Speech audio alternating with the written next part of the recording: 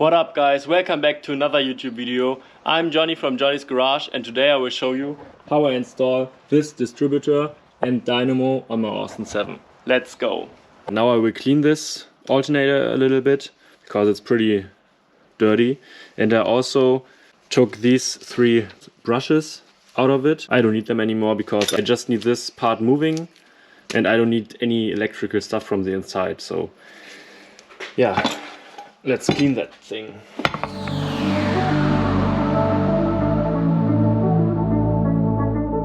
Alright, that's how it looks cleaned.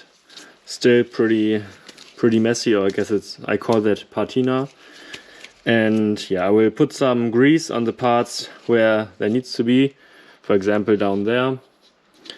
And yeah, then I will mount it in the car. And also right here is a little grease plug where there's supposed to go oil or grease in it. I almost forgot about it. Of course, in between this part and this one there goes this paper gasket, and in order to get this sealed correctly I will use this stuff again, and that's what I will do right now, and then I will mount the alternator.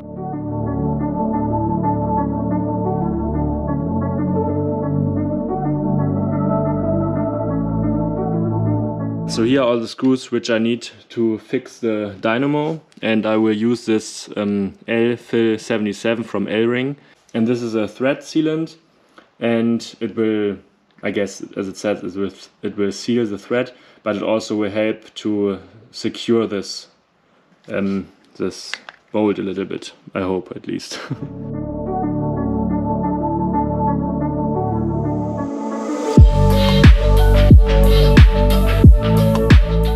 And of course I will also apply this on the other 2 bolts.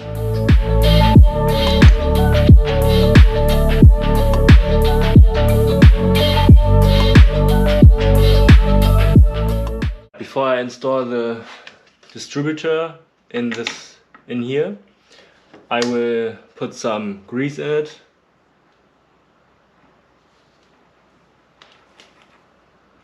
Alright, that should be enough. Which is very important now that I install this distributor correctly, because as you can see there are many ways to put this in here, but there's just one way to put it correctly. Otherwise you wouldn't have the correct timing, or the spark wouldn't come at the correct timing for this engine. So I knew that this will come, so I put a little mark on my flywheel right there. There you can see a little mark, which is right at the edge from the crankcase. And then this distributor, there's a mark, and there's a mark on this moving part. And there's only one way for this thing to go in, because of this little bracket on here, because there, oh, sorry for this bad filming, here is a hole which needs to be lined with this hole.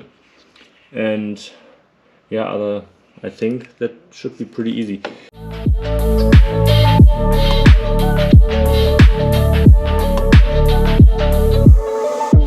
These 2 lines are aligned correctly, and now it's important that this little finger shows in direction for the cylinder number 1.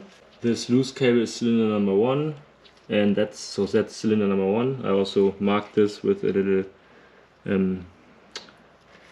thingy right there, and if yeah, that's how it's, so that should be right. Now I just need to tighten the screw so this is fixed in place, and yeah, I think that's it. Now we will do a little test. I will take the distributor cap off, and then I'll take the camera in the hand. So I will spin the engine,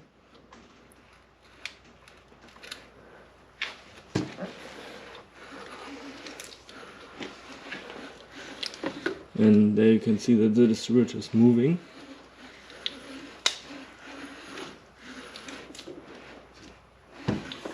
Okay, now I'm done.